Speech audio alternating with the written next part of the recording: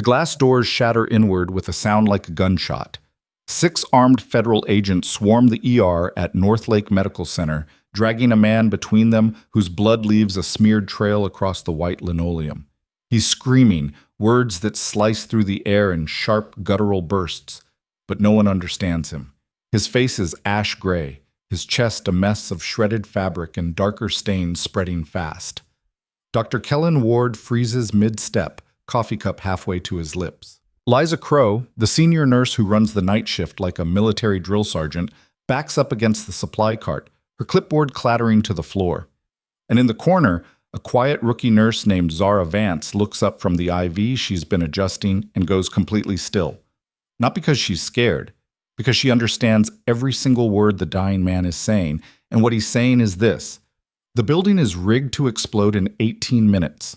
If you want to see how a woman they dismissed as weak becomes the only thing standing between thousands of lives and total annihilation, stay with me until the very end. Drop a comment with the city you're watching from. I want to see how far this story travels. Zara Vance had learned a long time ago that being invisible was safer than being seen. It wasn't a lesson anyone taught her outright. It was something that seeped in through 1,000 small cuts. The way Ward's eyes slid past her when she offered a suggestion during rounds. The way Liza Crow spoke to her in that slow, over-enunciated tone, like Zara's accent meant her brain didn't work right. The way the other nurses clustered together during breaks, their laughter a wall she wasn't invited to breach. So she kept her head down, did her work, and swallowed the quiet humiliation that came with being the rookie no one respected. Tonight had been no different. She'd been assigned the overflow cases, the drunks, the frequent flyers, the ones who came in screaming about phantom pains and left with nothing but a discharge sheet.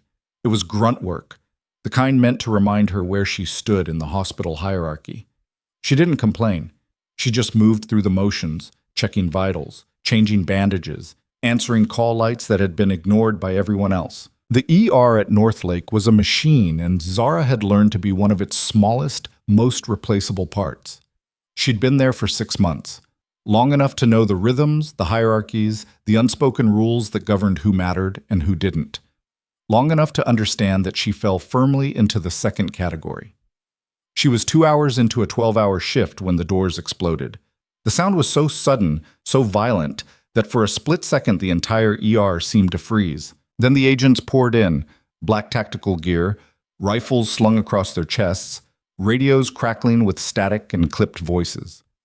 They moved like a single organism, surrounding the man they'd dragged in, shouting commands that overlapped into chaos. The man himself was thrashing, his eyes wild, his mouth open in a stream of words that didn't match anything Zara had ever heard in this hospital. Not English, not Spanish, not Mandarin or Tagalog or any of the languages the translators kept on speed dial. Dr. Ward stepped forward, his hands raised in a gesture that was half placating, half irritated. "What the hell is this?" The lead agent, tall, square-jawed, with a name tag that read Hale, didn't even look at him. "Federal matter. We need a trauma bay. Now." "This is a hospital, not a black site," Ward shot back. "You can't just—" "We can and we are." Hale's voice was flat, final. "He's a national security asset. He doesn't get treated until we clear him." Lisa moved closer, her face tight. "He's bleeding out. You want him to die before you get your intel?" Hale's jaw twitched. "We have protocols." "Then get your protocols out of my ER," Ward snapped. But even as he said it, he was backing up, because the agents weren't moving, and the man on the gurney was still screaming. Zara stood at the edge of the chaos, her hands gripping the edge of a supply cart so hard her knuckles went white.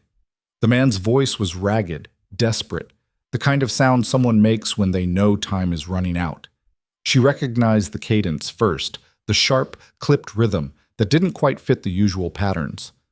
Then the words started to click into place. Her mother's voice, years ago, teaching her the old dialect in the cramped apartment they'd shared. The one Zara had buried because it marked her as different, as other, in a country that didn't have patience for either. The man was saying the same phrase over and over. Karet Samolan. Karet Samolan. The ground will burn. Her breath caught. She took a step forward, then stopped. No one was looking at her. No one ever did. But the man's eyes were darting around the room, searching, and when they landed on her for just a second, something in them sharpened, like he was looking for someone who might understand. "Get a translator," Hale barked into his radio. "I don't care if you have to pull one out of bed. I need someone who speaks Dari, Pashto, Farsi, anything in that region." "Already tried," a voice crackled back. "We've cycled through 12 linguists, no match." Hale swore under his breath. The man's screaming was getting weaker now, his voice cracking. Ward moved toward the gurney, but one of the agents stepped in front of him, rifle angled down but present. "Step back, doctor." Ward's face flushed. "He's dying." "Then he dies with answers." Zara's hands were shaking. She didn't know why she was shaking. She'd seen worse things in this ER, had held the hands of people who bled out on tables while the surgeons were still scrubbing in. But this was different. This was a countdown she could feel in her chest, a ticking clock that no one else seemed to hear. She forced her feet to move. One step, then another. The noise of the room seemed to fold around her, voices rising and falling like waves, but she kept walking until she was standing at the edge of the restricted zone, where the agents had formed a loose perimeter. Hale glanced at her. His eyes were cold, dismissive.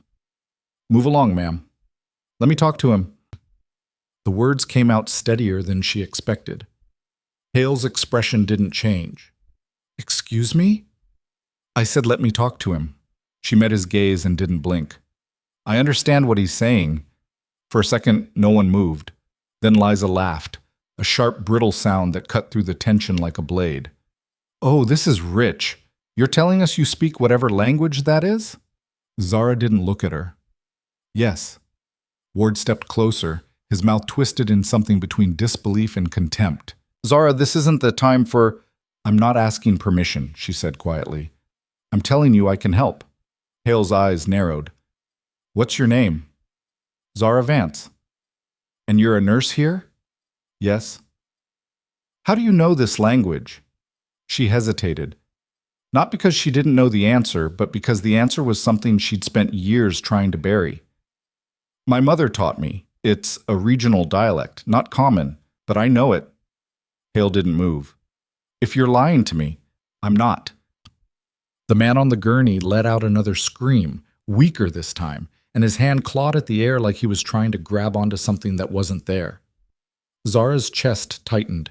She could see the blood pooling beneath him, could see the way his breathing was starting to shallow out.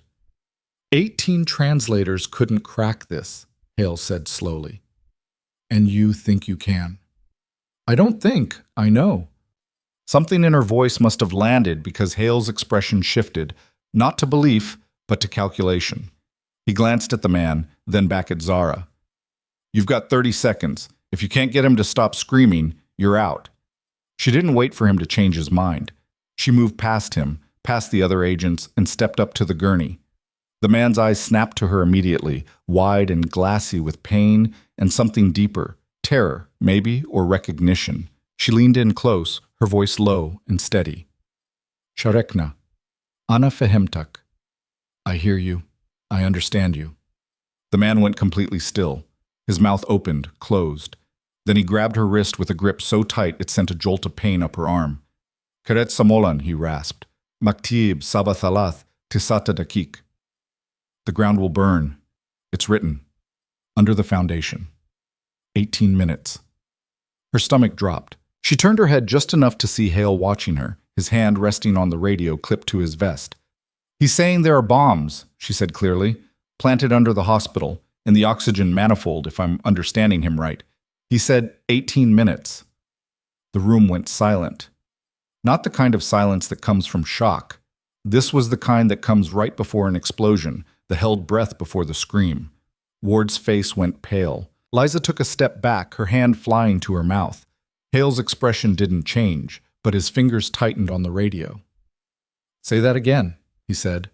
"Bombs," Zara repeated. "Under the building. He said they're on a timer. 18 minutes from the time he was brought in." Hale stared at her for a long, hard second. Then he lifted the radio to his mouth. "This is Hale. I need a full sweep of the sublevels, oxygen lines, and utility access. Possible explosive threat. Authorization code Delta 79er. The voice on the other end crackled. "Copy that. Initiating sweep." Ward stepped forward, his face twisted. You're taking the word of a... He stopped himself, but the damage was already done. Zara felt the weight of what he'd almost said settle over her like a shroud. Hale's eyes flicked to Ward. You got something to say, Doctor? Ward's jaw worked. She's a rookie. She barely passed her probation review. You're gambling on her word? I'm gambling on the fact that she's the only one in this room who got him to stop screaming, Hale said flatly. If you've got a better option, now's the time. Ward said nothing. Liza was still staring at Zara like she was seeing her for the first time, or maybe like she was seeing something she didn't want to believe. The man on the gurney coughed, a wet, rattling sound that sent blood spraying across the sheet. Zara leaned in again, her hand resting on his shoulder. Ein? She asked. Where? He coughed again, his grip on her wrist loosening. Tahet al-Mashraha, al-Khazanat al-Markaziyya. Below the surgical wing, the central reservoir. She straightened, her heart hammering. He's saying the surgical wing, central oxygen reservoir. Hale was already moving, barking orders into the radio. I need bomb squad to the surgical sublevels, central oxygen tank. Move, move, move. The ER erupted into controlled chaos. Nurses started pulling patients out of rooms, orderlies rushed to clear the halls, and somewhere overhead, the intercom crackled to life with a calm, automated voice announcing a facility-wide evacuation. Zara stood frozen by the gurney, her hand still resting on the man's shoulder. He was staring up at her, his eyes glassy but focused, and he said something so quietly she almost didn't catch it. Shukran, Ana Asif. Thank you. I'm sorry. Then his eyes rolled back and the monitor beside him let out a long, flat wail. Ward moved in immediately, hands already reaching for the crash cart, but Hale stepped in front of him. No, he stays down. He's coding, and he's also the only one who knows if there are more devices, Hale said coldly. You bring him back, and we lose the advantage. Ward's face went red. That's not how this works. It is tonight. Zara stepped back, her legs shaking. She could feel Liza's eyes on her, could feel the weight of every person in the room suddenly aware that she existed. But it wasn't the kind of attention she'd wanted. It was the kind that felt like being pinned under a microscope, every flaw and fracture exposed. Hale turned to her, his expression unreadable. You're sure about what he said? She nodded. Yes. And you're sure you understood him correctly? Yes. Because if you're wrong, I'm not. He studied her for another long moment. Then he nodded once, sharp and final. Stay close. If we need you again, I want you in reach.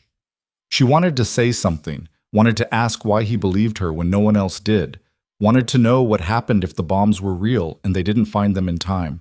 But the words stuck in her throat, and all she could do was nod. The next 12 minutes were the longest of her life. She stood at the edge of the ER, watching as the building emptied in waves. Patients wheeled out on gurneys, families herded toward the exits, staff moving with the kind of practiced efficiency that came from years of drills. Somewhere deep below, she knew, the bomb squad was racing against a clock she couldn't see. Every second that ticked by felt like a weight pressing down on her chest. Liza walked past her without a word, her face pale and tight. Ward was shouting into his phone, trying to coordinate with the hospital administration, his voice high and strained, and Hale stood near the doors, his arms crossed, his eyes fixed on the radio in his hand like he could will it to bring good news. At the 8-minute mark, the radio crackled. Hale, this is Carmichael. We've got eyes on the device. Oxygen manifold, just like she said. Multiple charges, hardwired to a digital timer. Hale's jaw tightened. Can you disarm it? A pause. Then, working on it. Timer's at 6 minutes 40. The room seemed to shrink. Zara felt her knees buckle, and she grabbed onto the nearest wall to steady herself. 6 minutes. Less than that now. And if they didn't stop it... She couldn't finish the thought. The seconds crawled. 5 minutes. 4. The radio stayed silent. Hale's knuckles were white where he gripped it. Ward had stopped shouting and was just standing there, staring at nothing. Liza was halfway to the exit, her hand pressed against her mouth. At 2 minutes and 30 seconds, the radio crackled again. Hale, we've got a problem. The failsafe is nested. If we trip the wrong wire, then don't trip the wrong wire, Hale said flatly. Copy that. Silence. 1 minute, 45 seconds. Zara's vision started to blur at the edges, and she realized she wasn't breathing. She forced herself to inhale, slow and steady, but it didn't help. The air felt too thin, too heavy, too... Timer disabled, the radio crackled. Charges neutralized, we're clear. The sound that went through the room wasn't quite a cheer. It was more like a collective exhale, a release of tension so sharp it left everyone swaying. Ward sank into a chair, his head in his hands. Liza let out a sound that was half laugh, half sob. And Hale just stood there, his face unreadable, the radio still clutched in his hand. Zara didn't move. She couldn't. Her legs felt like they were made of water, and her hands were shaking so badly she had to clench them into fists just to make them stop. She'd been right. The man had been telling the truth.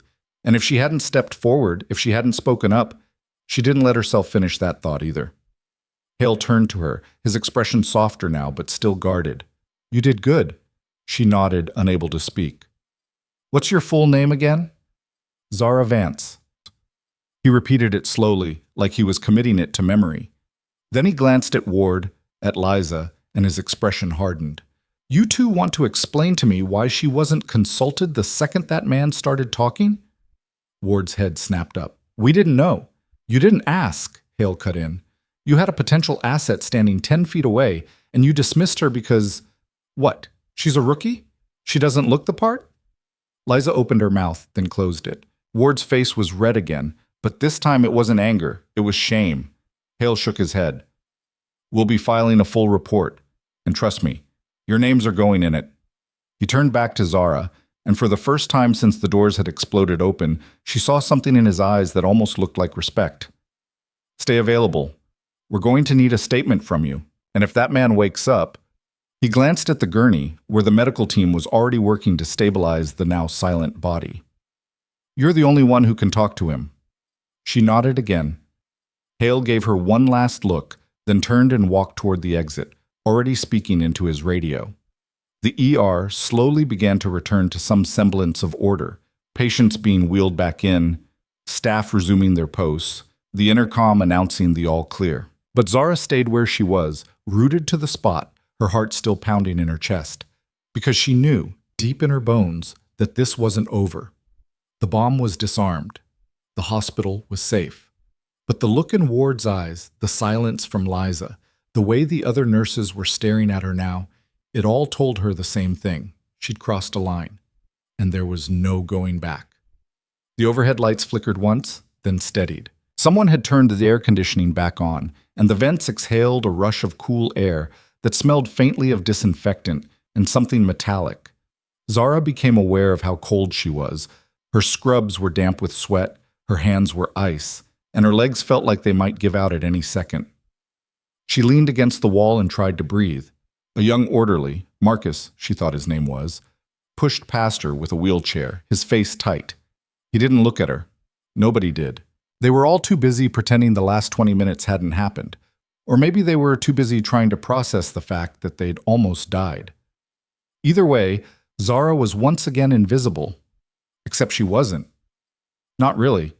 Because every few seconds someone would glance her way, a quick, furtive look, and then turn back to whatever they were doing, like they didn't know what to make of her now, like she'd become something unfamiliar. Ward was still on the phone, his voice low and clipped. She caught fragments of what he was saying. Full evacuation protocol. No, I don't have all the details yet. Federal jurisdiction, apparently. And then he turned slightly and his eyes met hers. He held her gaze for a beat, two, and then looked away.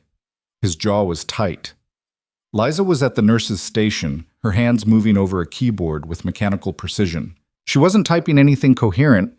Zara could see that from here. Could see the way her fingers were just stabbing at keys like she needed something to do with her hands.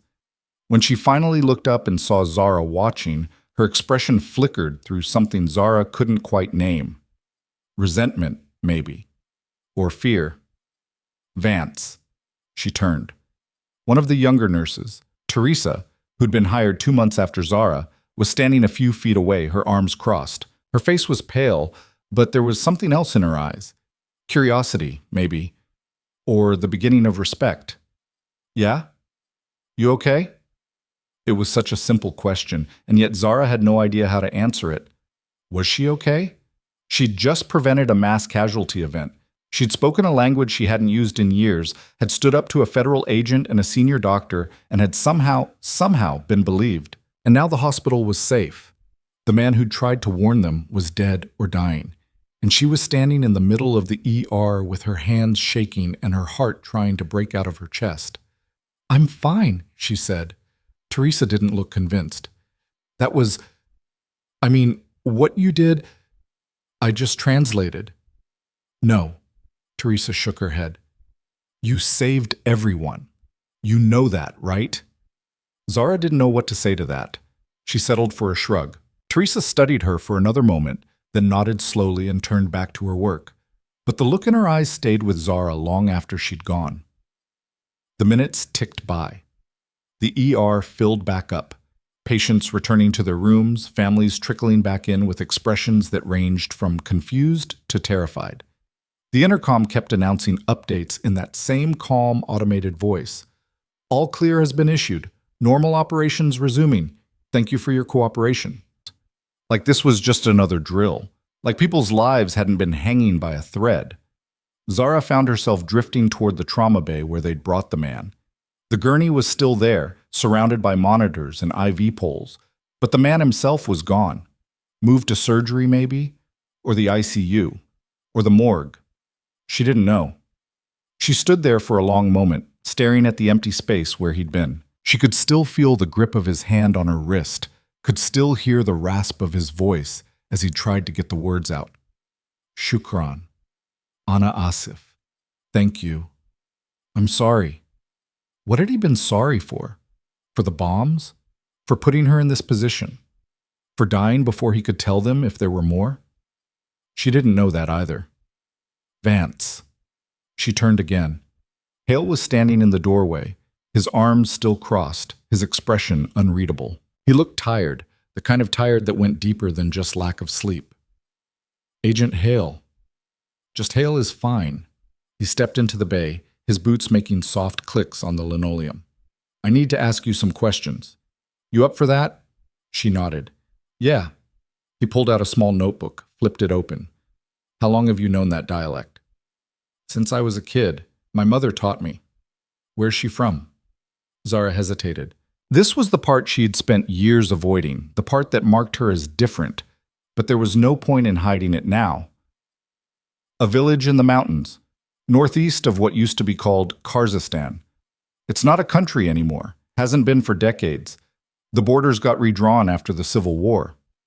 Hale scribbled something down. "And you're fluent?" "I was. It's been a while since I've spoken it." "How long?" 8 years, maybe 9. He looked up. "But you understood him?" "Yes." "How certain are you, percentage-wise?" She thought about it. The man's accent had been different from her mother's, rougher, more rural, but the core structure had been the same.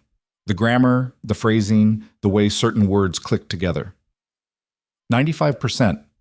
Maybe higher. Hale nodded slowly. "And the part about the bombs, you're sure that's what he said? Yes? Not a metaphor? Not some kind of coded language?" "No, he was being literal." Hale wrote that down too. Then he closed the notebook and looked at her with an expression that was almost apologetic. "I'm going to be honest with you, Vance. When you first stepped up, I thought you were wasting my time." She didn't flinch. "I know. But you were right, and if you hadn't spoken up..."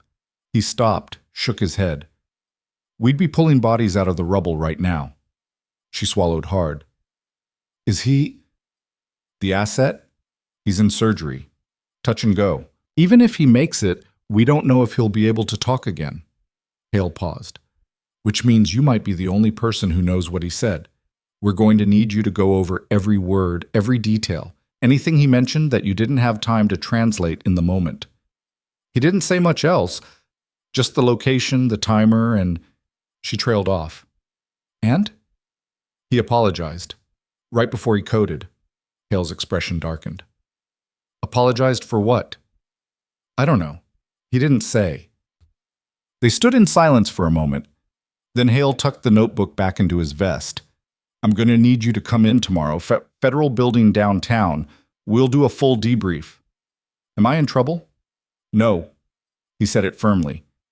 You're a witness, and possibly the most valuable asset we've got right now. The word asset sat uncomfortably in her chest. She wasn't an asset. She was just a nurse who'd happened to know a language nobody else did. Hale must have seen something in her face because his expression softened. For what it's worth, you did the right thing, even when nobody was listening. They never listen, she said quietly. He tilted his head. What do you mean? She hadn't meant to say it out loud, but now that she had, there was no taking it back. People like me. We're supposed to stay quiet, keep our heads down, not make waves. She met his eyes. You learn pretty quickly that speaking up just gets you dismissed. Hale was quiet for a long moment. Then he said, Well, not tonight. She didn't know what to say to that, so she just nodded. Hale gave her one last look, then turned and walked out of the bay. She watched him go, and then she was alone again. Except she wasn't. Because when she turned around, Ward was standing in the doorway. He didn't say anything at first, just stood there, his hands shoved into the pockets of his white coat, his face unreadable. Zara braced herself for whatever was coming, an accusation, a dismissal, maybe even a threat. She'd seen the way he'd looked at her earlier, the contempt, the disbelief. But when he finally spoke, his voice was quiet. I owe you an apology. She blinked. What? I said I owe you an apology. He stepped into the bay, and she could see now that he looked exhausted, the kind of exhaustion that came from being proven wrong in the worst possible way. I didn't listen to you. I dismissed you. And if things had gone differently... He stopped, shook his head. You saved a lot of lives tonight, Vance, including mine. She didn't know what to say.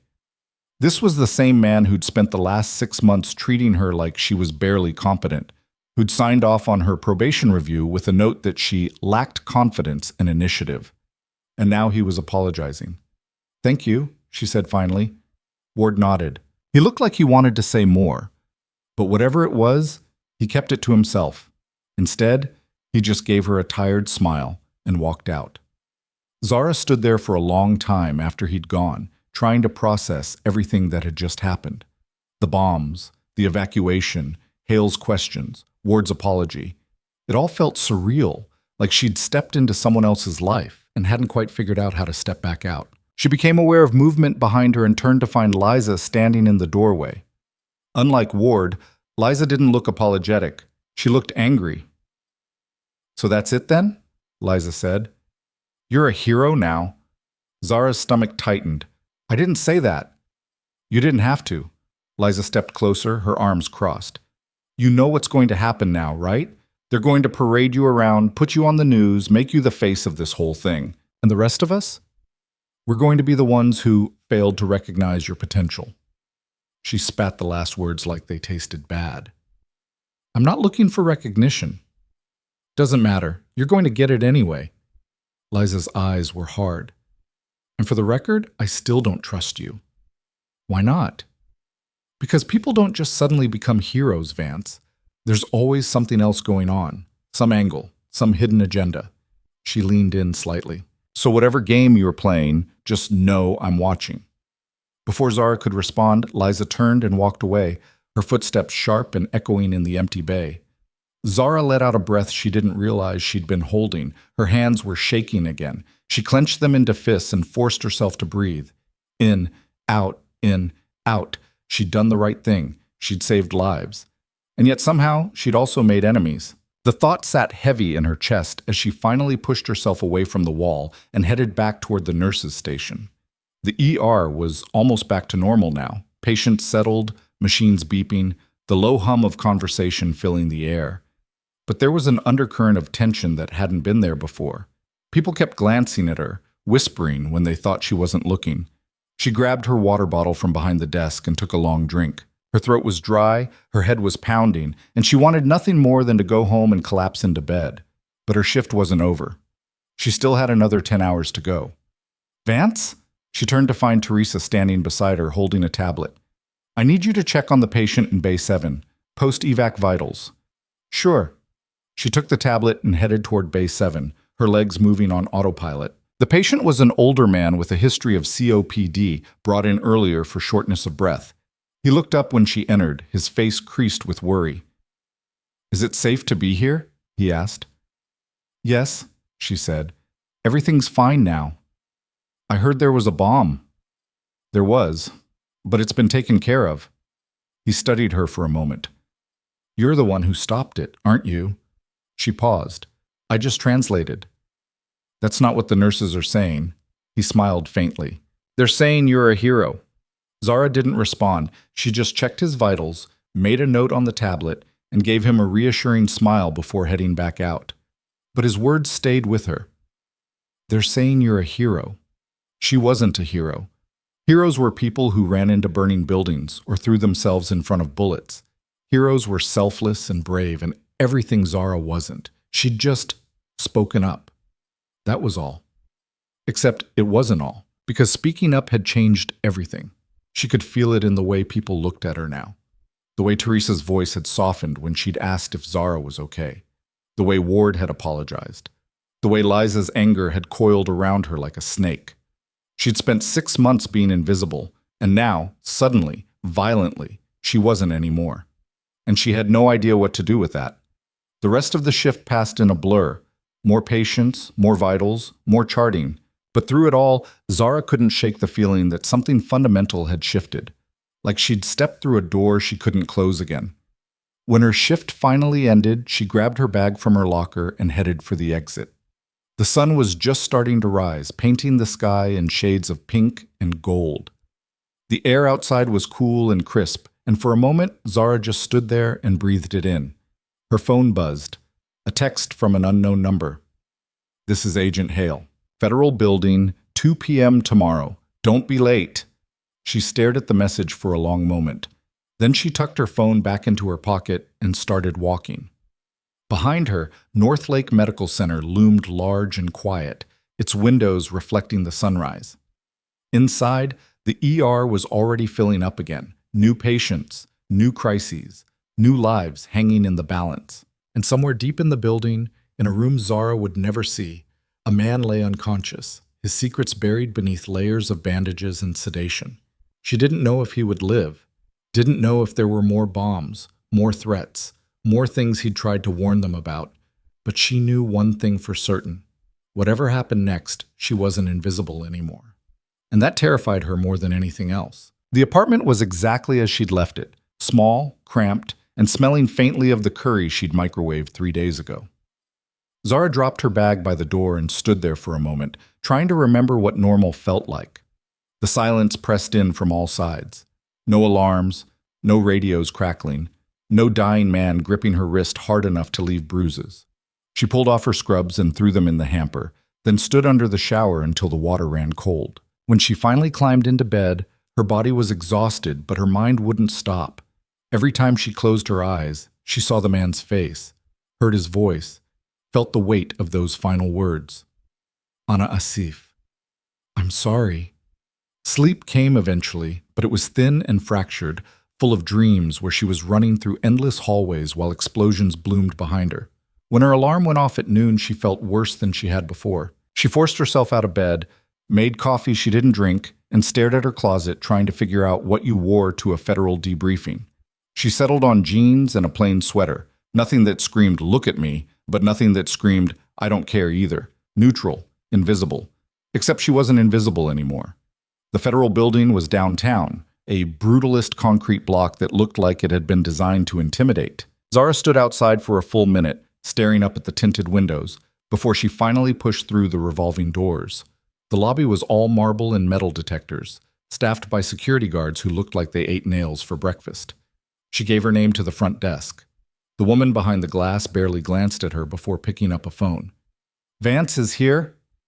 2 minutes later, a young man in a suit appeared and gestured for her to follow. He didn't introduce himself, didn't make small talk, just led her through a maze of hallways and locked doors until they reached a conference room on the 4th floor.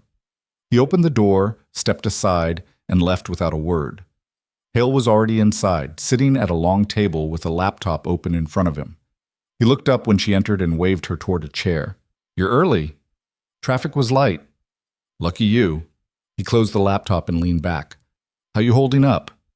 Fine? His eyes narrowed slightly, like he didn't believe her but wasn't going to push. We're going to record this, audio only. That okay with you? She nodded. Yeah. He pressed a button on a small recorder sitting on the table. This is Agent Marcus Hale, Federal Security Division, conducting debrief interview with Zara Vance, witness to Incident 047 at Northlake Medical Center, Seattle. Date is October 19th. Time is 14:03. He looked at her. State your full name for the record. Zara Elise Vance. And your current occupation? Registered nurse, Northlake Medical Center. How long have you been employed there? 6 months. Prior to that?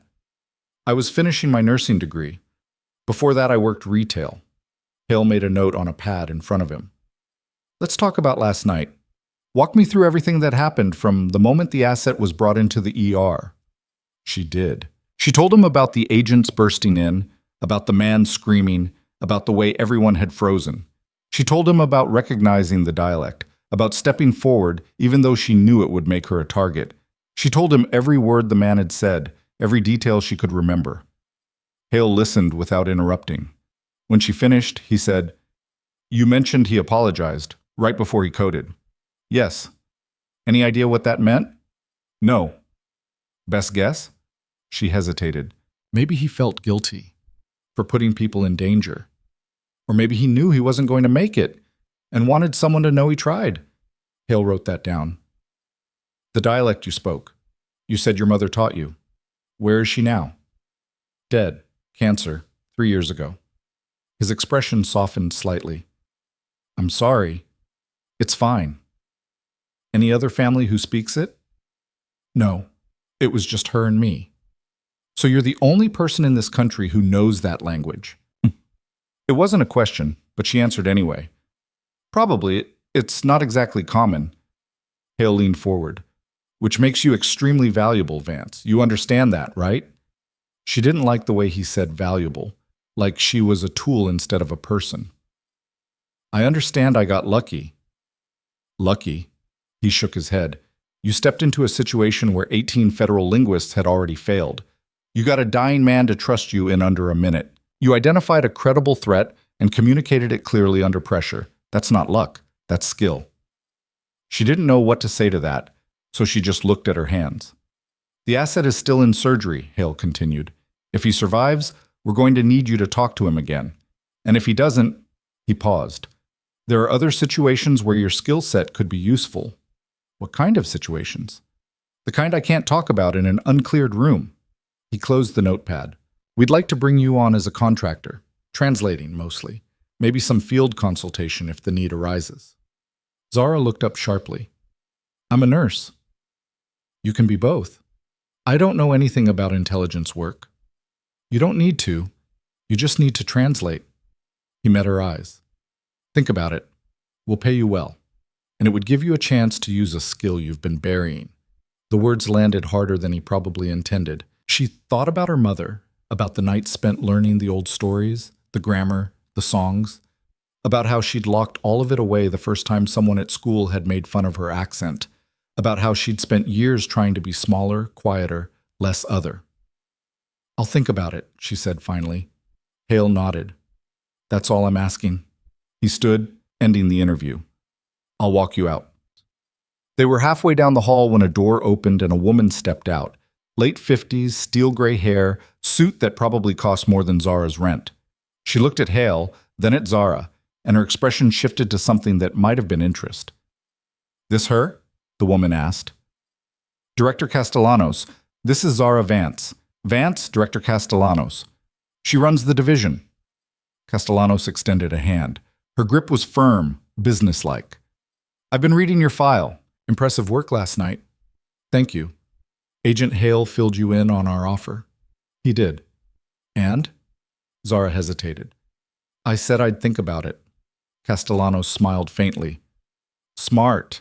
Don't let him pressure you. She glanced at Hale. We're not in the business of recruiting people who don't want to be here. Understood, Hale said. Castellanos turned back to Zara. If you decide you're interested, we'll run a background check. Standard procedure. Nothing invasive. She paused. But I'll be honest with you, Ms. Vance. People with your skill set don't come along often, and we need people we can trust. There was something in the way she said trust that made Zara's skin prickle, like this was a test she hadn't signed up for. I'll keep that in mind, she said. Castellanos nodded and disappeared back into her office. Hale walked Zara the rest of the way to the lobby in silence. At the door, he handed her a business card. My direct line. Call if you need anything, or if you have questions. She took the card and tucked it into her pocket. Thanks. And Vance? He waited until she looked at him. What you did last night, it mattered. Don't let anyone tell you different. She nodded and walked out into the cold afternoon air. The walk back to her car felt longer than it should have. Her mind was spinning, trying to process everything that had just happened. A federal contractor, field consultation, skills she'd been burying. She didn't know if she wanted any of it, didn't know if she could handle any of it. Her phone buzzed. A text from an unknown number, saw the news. Nice work. T. It took her a second to place the initial, Teresa, from the hospital. Zara stared at the message, then opened her browser and typed Northlake Medical Center bomb into the search bar. The results hit her like a punch to the gut. Federal agents thwart hospital bombing in Seattle. Nurse saves thousands in late-night evacuation. Hero translator stops terror attack at Northlake Medical. There were photos. Grainy shots of the hospital exterior, agents in tactical gear, and worse, a photo of her. It was from her hospital ID badge, blown up and pixelated, but unmistakably her. The caption read, Zara Vance, 26, used her knowledge of a rare dialect to communicate with a federal asset and prevent a catastrophic explosion. She felt her stomach drop. She scrolled through the articles, each one worse than the last. Quotes from hospital staff she barely knew. Speculation about her background. A sidebar analyzing the importance of multilingual healthcare workers in national security. Her phone buzzed again. Another text, this time from a number she didn't recognize. Is this Zara Vance? I'm a reporter with the Seattle Times. I'd love to talk to you about last night. Then another. Channel 7 News here. Can we schedule an interview? And another. You're an inspiration. My daughter wants to be a nurse because of you. She turned her phone off and shoved it into her bag. By the time she got home, there were 3 news vans parked on her street. She drove past her building, circled the block twice, and finally parked 6 blocks away. She walked back with her hood up and her head down, praying no one would recognize her. She made it to her door without being spotted, locked herself inside, and closed all the blinds. Then she sat on the floor with her back against the wall and tried to breathe. This was what Liza had warned her about. The spotlight, the attention, the suffocating weight of being turned into something she wasn't. She didn't want to be a hero. She didn't want reporters digging into her past, asking about her mother, turning her heritage into a headline. She just wanted to go back to being invisible. Her phone, still off, sat in her bag like a ticking bomb. She knew what would happen when she turned it back on. More messages, more requests, more people wanting a piece of her. And underneath it all, the hospital. Ward, Liza. The shift she was supposed to work tomorrow night. She didn't sleep that night, just sat in the dark, staring at the ceiling, waiting for the world to move on. It didn't. When she finally dragged herself into Northlake the next evening, the whispers started before she even made it through the doors. Nurses clustered in groups, their conversations stopping abruptly when she walked past. Patients stared. An older woman in the waiting room actually pointed. Zara kept her head down and headed straight for the locker room. She changed into her scrubs, clipped her ID badge to her pocket, and tried to pretend everything was normal. Teresa found her before her shift even started. Oh my God, Zara, have you seen the news? Yeah. Everyone's talking about you. They're calling you a hero. I'm not. Are you kidding? You saved the entire hospital. I translated, that's all.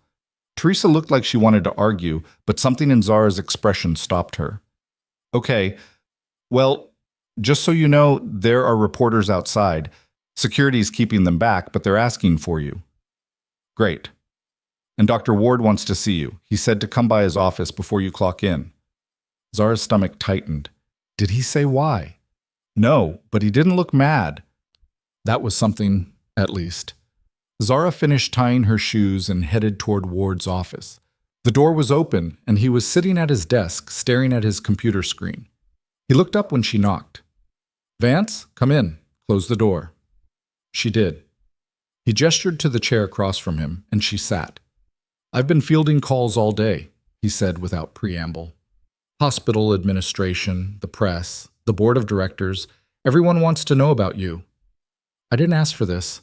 "I know." He leaned back in his chair. "But it's happening anyway, and we need to figure out how to handle it." "What's there to handle? I did my job." "You did more than that, and now you're a liability." The word hit her like a slap. "Excuse me?" "Not because of anything you did," he said quickly, "but because of what you represent. The hospital's getting scrutiny. Questions about our hiring practices, our language services, our emergency protocols, and all of it's tied to you." "So, what are you saying?" He hesitated. "I'm saying the board is considering putting you on paid leave, just until things calm down. You're benching me. We're protecting you." "By making me disappear?"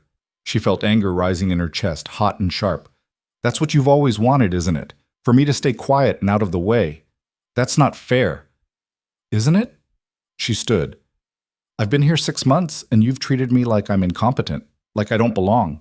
And the one time I prove otherwise, you want to shove me back in the corner." Ward's face flushed. "I apologize for that." "You apologize because you got caught, not because you were wrong." She turned toward the door.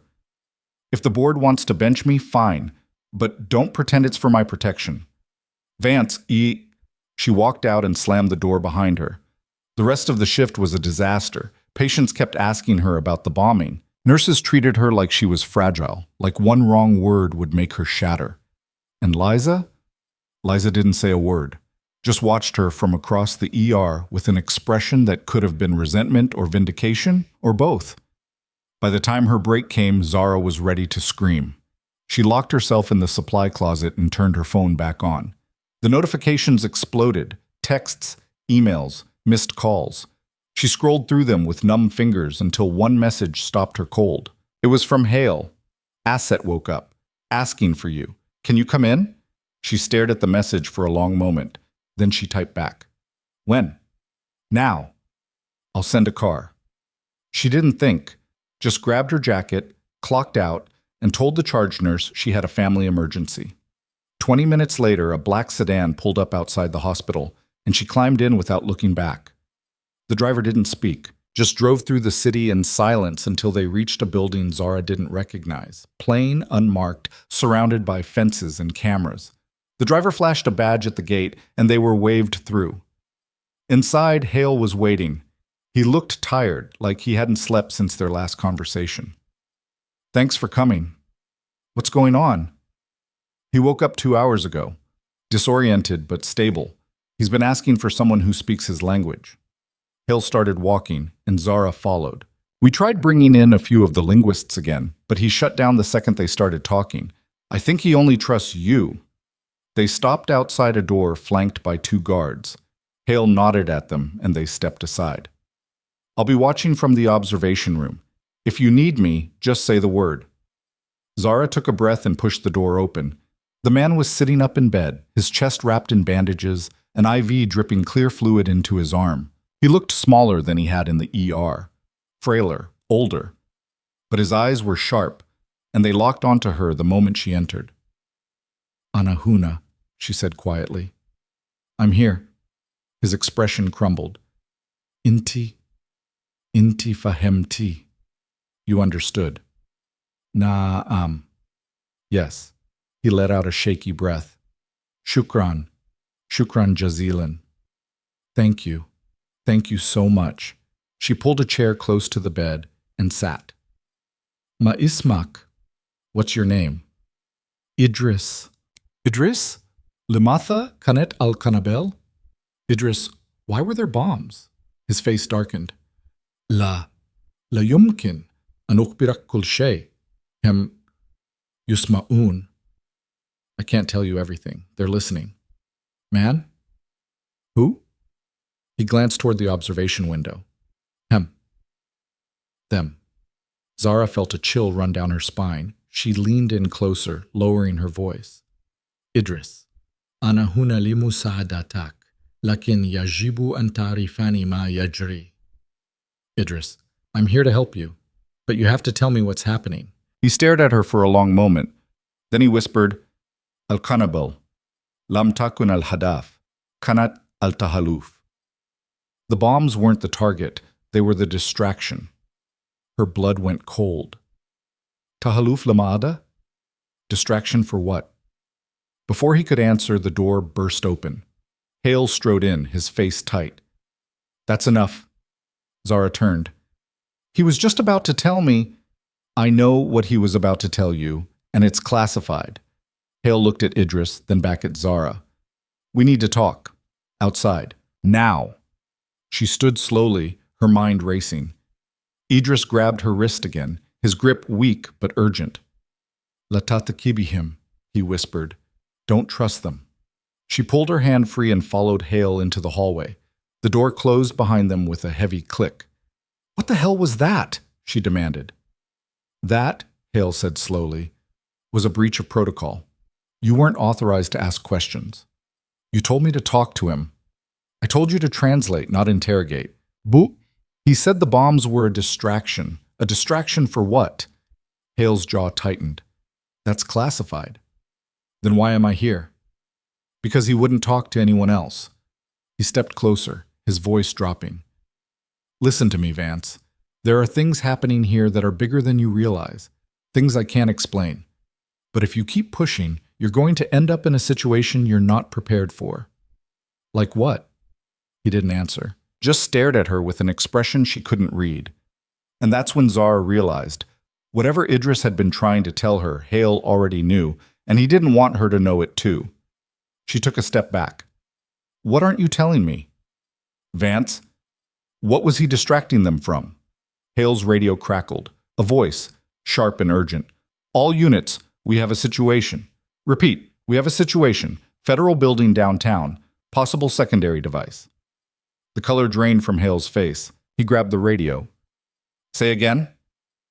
Federal building. Bomb squad en route. Evacuating now. Zara's heart stopped. The federal building. Where she'd been yesterday. Where Castellanos had her office. Hale was already moving, barking orders into the radio. Zara grabbed his arm. The bombs at the hospital were a test, he said grimly, and now they're doing it for real.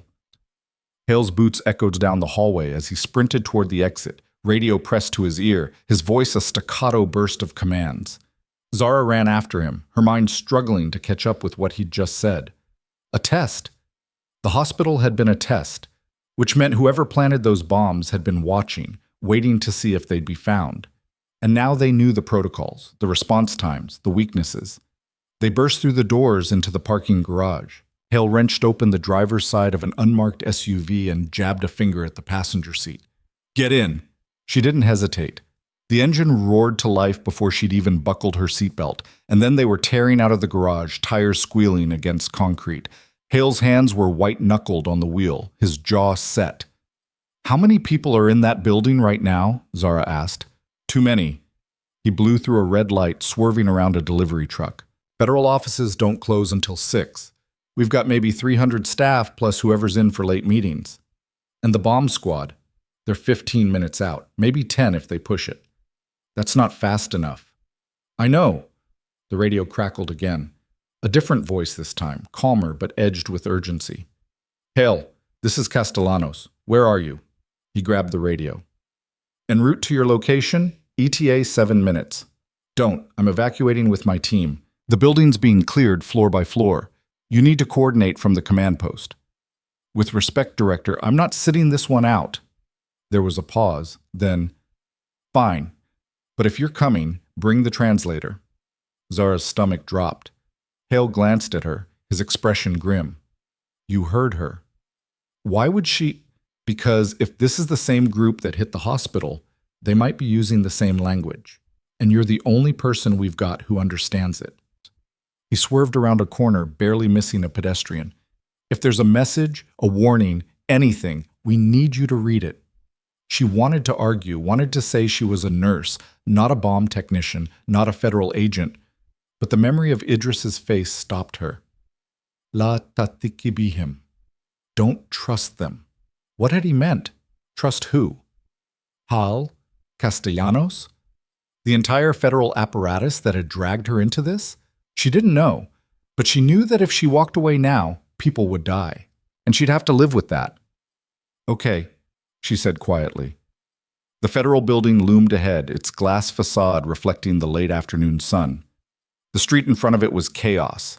Police cruisers blocking traffic, uniformed officers shouting at confused pedestrians, a growing crowd of onlookers being pushed back behind hastily erected barriers. Hale pulled up to the inner perimeter, flashed his badge at the officer manning the blockade, and they were waved through. He parked 20 yards from the main entrance and killed the engine. Stay close to me. Don't touch anything. And if I tell you to run, you run. Clear? Clear. They climbed out. The air smelled like exhaust and fear. People were streaming out of the building in ragged clusters, some moving quickly, others frozen in place, staring back at the structure like they couldn't believe they'd just been inside it. Zara spotted Castellanos near a command van, surrounded by agents in tactical gear. The director's steel gray hair was pulled back tight, her face a mask of controlled fury. Hale strode toward her. What's the situation? Anonymous tip came in 20 minutes ago. Male caller, distorted voice. Said there's a device in the sub-basement, mechanical room adjacent to the server farm. Castellanos' eyes flicked to Zara. You're Vance. Yes, ma'am. Hale says you might be able to help. That true? I don't know. Depends on what you need. Castellanos pulled out her phone and tapped the screen. Listen to this. A recording played. The voice was garbled, run through some kind of filter, but underneath it Zara could hear the cadence, the structure. Her breath caught. Tahet al-mabna, al-ghurfa al-mikanikia, khamsa wa thalathin daqiqa. Under the building, the mechanical room, 35 minutes. The recording ended. Castellanos looked at her. Well? He's speaking the same dialect, Zara said. He said the device is under the building, in the mechanical room. He gave a time, 35 minutes, but that was 20 minutes ago, Hale finished grimly, which means we've got 15 left. Castellanos swore under her breath. Bomb squad? 12 minutes out. Then they're not going to make it. She turned to one of the agents. Where's the building engineer? Right here. A man in coveralls pushed through the crowd, his face pale and slick with sweat. I'm Garrett. I run facilities. Mechanical room in the sub-basement. How do we access it? There's a service elevator on the north side, but it's card-locked. Or you can take the stairs from the parking garage. He pulled out a key card, hands shaking. I can get you in, but what? That room's a maze. HVAC, electrical conduits, server cooling systems. If you don't know what you're looking for, you'll never find it in time. Castellanos looked at Hale. Hale looked at Zara, and Zara realized with cold clarity what they were about to ask. No, she said. Vance, I'm not trained for this. I don't know anything about explosives. You don't need to, Hale said. We just need you to identify anything written in that dialect. Instructions, warnings, whatever. Garrett can guide us through the room, and you translate. That's it. That's insane. It's the only option we've got. His voice was calm, but his eyes were hard. If we wait for the bomb squad, it'll be too late. And if we go in blind, we might trip something we shouldn't. Zara's heart was hammering. She thought about running, about getting in a cab, going home, locking the door, and pretending none of this had ever happened. But then she thought about the people still streaming out of the building, the ones who hadn't made it out yet, the ones who would die if that bomb went off. How much time? She asked. Castellanos checked her watch. 14 minutes? Zara closed her eyes, opened them. Fine. Let's go. Garrett led them toward the north entrance, his keycard already in hand. Hale was on his radio, coordinating with someone, probably the bomb squad, telling them to haul ass. Castellanos stayed behind, barking orders at the perimeter team. And Zara followed Garrett and Hale into the building, her legs moving on autopilot, her mind screaming at her to stop. The interior was eerily quiet. Emergency lights glowed in the corners, casting long shadows across the marble floors. Their footsteps echoed. Garrett swiped his card at the elevator, and the doors slid open with a soft chime that sounded obscene in the silence. They stepped inside. Garrett hit the button for the sub-basement. The doors closed. You don't have to do this, Hale said quietly. Yes, I do. The elevator descended. Zara counted the seconds, tried to slow her breathing. The car shuddered slightly as it passed the ground floor, then kept going. Down, down. The doors opened onto a concrete hallway lit by flickering fluorescents. The air was cooler here, tinged with the smell of oil and metal. Garrett stepped out first, orienting himself. This way. They followed him down the hall, past rows of utility panels and locked doors. The sound of machinery grew louder, a low thrumming hum that Zara could feel in her chest. Garrett stopped at a heavy steel door marked mechanical, authorized personnel only. He swiped his card. The lock clicked. He pushed the door open. The room beyond was massive, a cathedral of pipes and ducts and industrial equipment. Generators the size of cars squatted in rows, their surfaces slick with condensation. Overhead, a tangle of conduits snaked toward the ceiling. The noise was deafening. "Where do we start?" Hale shouted over the din. Garrett pointed toward the back. "Cooling systems that way. If they wanted maximum damage, they'd hit the servers, take out our data infrastructure." They moved deeper into the room, weaving between machines. Zara's eyes scanned every surface, looking for anything that didn't belong. A bag, a wire, a scrap of paper. But there was too much. Too much equipment, too many shadows. "How much time?" she called. Hale checked his watch. 11 minutes. They reached the cooling system, a cluster of massive tanks connected by thick pipes. Garrett circled around them, his flashlight beam cutting through the gloom. "I don't see—" "Wait. There." Zara followed his gaze. Tucked against the base of one of the tanks was a black duffel bag, its fabric worn and nondescript, but it was the only thing in the room that didn't belong. Hale moved toward it, slow and careful. He crouched down, unzipped it halfway, and froze. "We've got a device." Zara's breath stopped. Hale pulled the zipper the rest of the way, exposing the contents. Bricks of something pale and clay-like, wrapped in plastic. Wires in red, blue, yellow. A digital timer counting down. And taped to the inside of the bag, a sheet of paper covered in handwritten text. Hale pulled out his phone and took a photo. Then he looked at Zara. "Can you read this?" She knelt beside him, her hands shaking. The handwriting was messy, the ink smudged in places, but the words were clear. "هذا هو انتحار. إن حاولت أن توقفه ستفجر الواحدة الثانية. المفتاح هو في الكلمة." Her stomach turned to ice. "What does it say?" Holly demanded. "It says it's a suicide switch. If you try to stop it, a second device will detonate. The key is in the word." "What word?" She read it again, slower this time. "Al-Kalima, the word. But it doesn't say which word." Hale swore. He grabbed his radio. "Castellanos, we've found the device, but there's a problem." "What kind of problem?" "There's a second device, rigged to blow if we tamper with this one." The radio hissed. "Where's the second device?" "We don't know. The note says the key is in the word, but it doesn't specify." "Then find it. You've got 9 minutes." Hale looked at Garrett. "Is there anywhere else in this building where someone could plant a bomb without being seen?" Garrett's face was white. I don't know. Maybe the air ducts, the elevator shafts?" "That's not good enough. We need specifics." Zara stared at the note, her mind racing. The key is in the word. What word? Was it hidden somewhere else in the room? Was it something Idris had said? She thought back to their conversation, to the fragments of language she'd translated, and then it hit her. "The distraction," she said. Hale turned. "What?"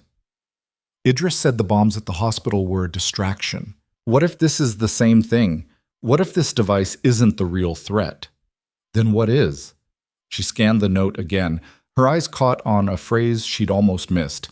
Al-Waheda al-Thaniya, the second device. But in the dialect, Waheda could mean device or it could mean unit, as in a separate location. "It's not in this building," she said slowly. "The second device, it's somewhere else." Hale's eyes widened. "Where?" She didn't know. She looked at the note again, desperate for another clue. And then she saw it. A single word scrawled at the bottom, almost like an afterthought. Shifa. Healing. Her blood went cold. The hospital. The second device is at the hospital. Hale grabbed his radio, his voice sharp. Castellanos, we need units at North Lake Medical Center. Now, there's a second device. Are you sure? No, but we can't afford to be wrong. Evacuating now. What about the device in the federal building? Hale looked at the timer. 7 minutes. Then he looked at Zara. Can you stay here and keep reading? See if there's anything else we're missing? What are you going to do? I'm going to the hospital. He stood, already moving toward the door. Garrett, you're with me. Vance, the bomb squad's 4 minutes out. When they get here, show them this note. Tell them everything. Wait! But he was already gone, his footsteps echoing down the hall. Garrett scrambled after him, leaving Zara alone in the mechanical room with a bomb counting down and a note she didn't fully understand. She stared at the timer. 6 minutes, 43 seconds, 42, 41, 1. Her hands were shaking so badly she could barely hold the note. She forced herself to read it again, line by line, looking for anything she'd missed. But there was nothing. Just the warning about the second device and the word Shifa. Unless... She looked at the timer again. The numbers were counting down in a steady rhythm, but there was something off about the display. The digits weren't quite aligned, like the panel had been hastily soldered together. She leaned closer, squinting, and then she saw it. A second wire, thinner than the others, running from the timer to a small black box tucked beneath the explosives. The box had a tiny antenna poking out of the top, a remote trigger. Her heart stopped. If the timer hit 0, the bomb would go off, but if someone sent a signal to that black box, it would go off immediately, which meant evacuating the building wasn't enough, which meant... The radio on the floor crackled. Castellanos' voice, tight with barely controlled panic. Hale, we've got a problem. The hospital's reporting a fire alarm in the sub-basement, same location as the oxygen manifold. Zara grabbed the radio. It's not a fire, it's the second device. You need to get everyone out. Who is this? Zara Vance. Hale left me with the device. Listen to me. The second bomb is remote triggered. If someone sends a signal, it'll detonate. You need to jam all frequencies in a 2-mile radius. There was a pause. Then, we don't have that capability on site. It'll take time to... We don't have time, Zara looked at the timer. 5 minutes. If this bomb goes off, it'll send the signal. Both devices are linked. Then disarm it. I can't. I'm not trained. Then you'd better learn fast. The radio went silent. Zara stared at the device, her mind spinning. She didn't know anything about bombs. Didn't know which wire to cut, which component to remove. But she knew one thing. Doing nothing wasn't an option. She pulled out her phone and took a photo of the device, then another of the note. She sent them both to Hale with a message. Need instructions, now. The reply came back in seconds. Bomb squad, 3 minutes out. Don't touch anything. 3 minutes. The timer showed 4 minutes, 18 seconds, which meant if she waited, it would be too close. If the squad was even 30 seconds late, the bomb would detonate, and the hospital would go with it. She looked at the wires, red, blue, yellow. In movies, it was always the red one. But this wasn't a movie. This was real, and if she guessed wrong, hundreds of people would die. Her phone buzzed, a text from a number she didn't recognize. Cut the blue wire? She stared at it. Then another message came through. Trust me. No name, no explanation. Just 2 words. Her finger hovered over Hale's contact. She could call him, ask if he'd sent someone to help. But there wasn't time. The timer showed 3 minutes, 51 seconds.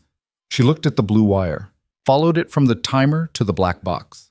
If she cut it, would the remote trigger fail? Or would it set off the bomb immediately? She didn't know. But the alternative was waiting, and waiting meant death.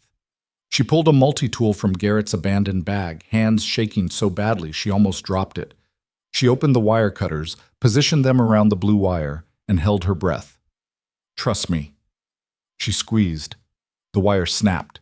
Nothing happened. For a long, agonizing second, Zara waited for the explosion, for the world to end in fire and noise. But the timer kept counting. 3 minutes, 29 seconds, 28, 27. She let out a breath she didn't know she'd been holding. The remote trigger was dead, which meant the hospital was safe, but this bomb was still live. Footsteps echoed in the hallway. She turned to see 3 figures in blast suits rushing toward her, carrying equipment cases. The bomb squad. The lead technician knelt beside her, his voice muffled behind the helmet. "Ma'am, I need you to step back."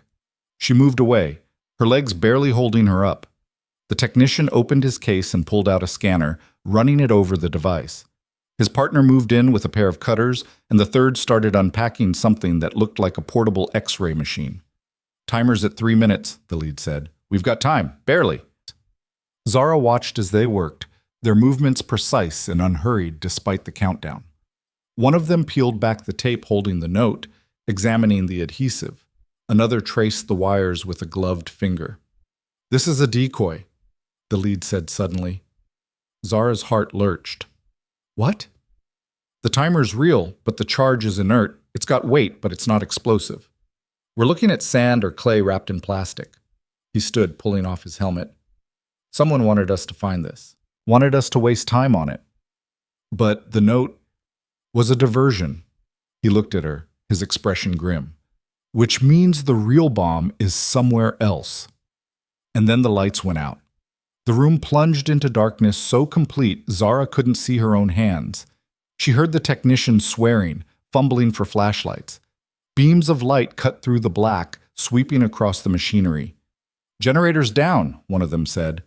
"Someone cut the power." Zara's phone buzzed. Another text from the unknown number. "Wrong building. Run." She didn't think, just turned and sprinted toward the door, her hands outstretched, feeling for the walls. Behind her, the technician shouted, but she didn't stop. She hit the hallway and kept running, following the emergency lights toward the elevator. The doors were closed. She jabbed the button, but nothing happened. No power. Stairs. She veered left, found the stairwell, and started climbing. Her lungs burned. Her legs screamed. But she didn't slow down. She burst out onto the ground floor and nearly collided with Castellanos. The director grabbed her shoulders, steadying her. "Vance, what the hell? It's a decoy. The bomb in the basement is fake. The real one's—" Her phone rang. Hale's name on the screen. She answered, gasping for breath. "Zara, listen to me." His voice was tight, controlled. "We found the second device. It's in the hospital, but it's not in the sub-basement. It's in the ER, hidden in the supply closet on the west wing." Her stomach dropped. "How much time?" "Timer says 90 seconds. Bomb squad's working on it, but—" His voice broke. "There are still patients in the building. We couldn't evacuate everyone." She closed her eyes, saw Teresa's face, Ward's, even Liza's. People she'd worked beside, argued with, resented. People who were about to die because she hadn't figured it out fast enough. "Can they disarm it?" she whispered. "They're trying." The line went quiet, except for the sound of Hale's breathing. 60 seconds, 50, 40. And then from somewhere in the background a voice shouted, "Clear! Device neutralized!" Hale let out a breath. "We're good. We're good. It's over." Zara sank to the floor, her back against the wall. Castellanos crouched beside her, her expression unreadable. "You did it," the director said quietly. Zara shook her head. "I didn't do anything. You kept us from walking into a trap. You identified the language, you made the connection, and you bought us the time we needed." Castellanos stood and offered her a hand. "That's more than most trained agents could have done." Zara took the hand and let herself be pulled to her feet. Her legs felt like jelly. Her hands were still shaking. Castellanos' radio crackled. A new voice. Unfamiliar. "Director, we've got movement on the perimeter. Vehicle approaching from the east. No plates, no markings." Castellanos' expression hardened. "Lock it down. Nobody in or out." But before the voice could respond, the radio cut to static. And then Zara's phone buzzed one last time. "They know who you are now, and they're coming for you." Zara stared at the message, the words burning into her retinas. "They know who you are now, and they're coming for you." Her thumb hovered over the screen, ready to show Castellanos, but something stopped her. Whoever had sent these texts had known about the blue wire, had known the basement bomb was a decoy, had known things that should have been impossible to know unless they were either inside the operation or watching it unfold from somewhere very close. Castellanos was already barking orders into her radio, coordinating a perimeter lockdown. Around them, agents moved with practiced efficiency, weapons drawn, eyes scanning every shadow. But Zara felt exposed, like a target painted on her back that only she could see. Vance, Castellanos' voice cut through her spiraling thoughts. Who was that text from? Zara's finger moved before she could second-guess herself. She deleted the message. Wrong number. The lie tasted bitter, but the director's eyes were already moving past her, tracking something across the lobby. Get her inside the command van, now! 2 agents materialized on either side of Zara, their hands firm on her elbows, guiding her toward the armored vehicle parked at the curb. She didn't resist. The van's interior was a cramped space filled with monitors and communication equipment, the air thick with tension and recycled breath. They pushed her into a seat and closed the door, sealing her in. Through the tinted window, she watched Castellanos coordinating the response. The director moved like someone conducting an orchestra, every gesture precise, every word measured. But there was something in her expression that Zara couldn't quite read. Not fear. Not exactly. More like recognition. Like she'd been expecting this. Zara's phone buzzed again. She pulled it out, shielding the screen with her body. Check the hospital security footage. Camera 7, West Wing supply closet. 400 hours yesterday. Her pulse spiked. Yesterday morning. 4 hours before her shift started. Hours before Idris had been brought in screaming. She typed back quickly. Who are you? The response came immediately. Someone who knows what they tried to bury. Check the footage, you'll understand. The van door opened. Hale climbed in, his face streaked with soot, his eyes hard. He looked at her for a long moment before speaking. You okay? Fine. That's not what I asked. She met his gaze. I'm alive. That's more than some people can say. He nodded slowly and dropped into the seat across from her. For a few seconds, they just sat there in silence, the weight of everything that had happened pressing down like a physical thing. The hospital's secure, he said finally. Bomb squad cleared the device. No casualties. And the federal building? Still sweeping it. The basement bomb was exactly what you said. A decoy. High-quality fake, but fake nonetheless. He paused. Whoever planned this knew our protocols. Knew how we'd respond. They were testing us. For what? That's what we need to find out. He pulled out a tablet and tapped the screen. Idris is awake again. Asking for you. Zara's stomach tightened. What does he want? He won't say. Just keeps repeating your name. Hale's eyes searched hers. I need you to talk to him. Find out what he knows about the second attack. Find out who he's working with. He said not to trust you. The words came out before she could stop them. Hale went very still. He said what? In the hospital room. Before you came in. He told me not to trust them. Not to trust. She trailed off, the weight of the admission settling between them. Not to trust who, Zara? She didn't answer. Couldn't. Because the truth was she didn't know who to trust anymore. The anonymous texts. Idris's warning. The perfectly timed attacks that suggested someone on the inside feeding information. It all added up to something rotten. Something that went deeper than a single bomber with a grudge. Hale leaned forward. Listen to me. I know you're scared. I know this is overwhelming. But if Idris told you not to trust people, there's a reason. And I need to know what that reason is. Why? So you can bury it? His expression darkened. You think I'm part of this? I don't know what to think. Then think about this. His voice dropped, barely above a whisper. 2 coordinated attacks in 2 days. Bombs planted in federal facilities and a civilian hospital. A dying man who speaks a language almost nobody knows, warning about threats that turn out to be real. And now someone's sending you anonymous texts telling you to run. He paused. That's not random, Vance. That's targeted, which means someone wants you involved. The question is why. She wanted to argue, but he was right. Every instinct screamed that she was being manipulated, moved like a piece on a board she couldn't see. But by who? And toward what end? Take me to Idris, she said. Hale studied her for another moment, then nodded. Let's go. The drive back to the secure facility was silent. Zara kept her phone hidden, checking it every few minutes, but no new messages came. Outside, the city rolled past, normal people living normal lives, completely unaware of how close they'd come to disaster. She envied them. When they arrived, the building looked the same as before. Same fences, same cameras, same guards who barely acknowledged their existence. But something felt different. The air was charged, electric, like everyone was waiting for the other shoe to drop. They bypassed the main entrance and went through a side door, down a corridor Zara didn't recognize. Hale swiped his card at a reinforced door, and they stepped into observation room. Through the one-way glass, she could see Idris lying in bed, his eyes open and staring at the ceiling. "He's been like that for an hour," Hale said. "Won't eat, won't talk to anyone, just stares." "Has he tried to hurt himself?"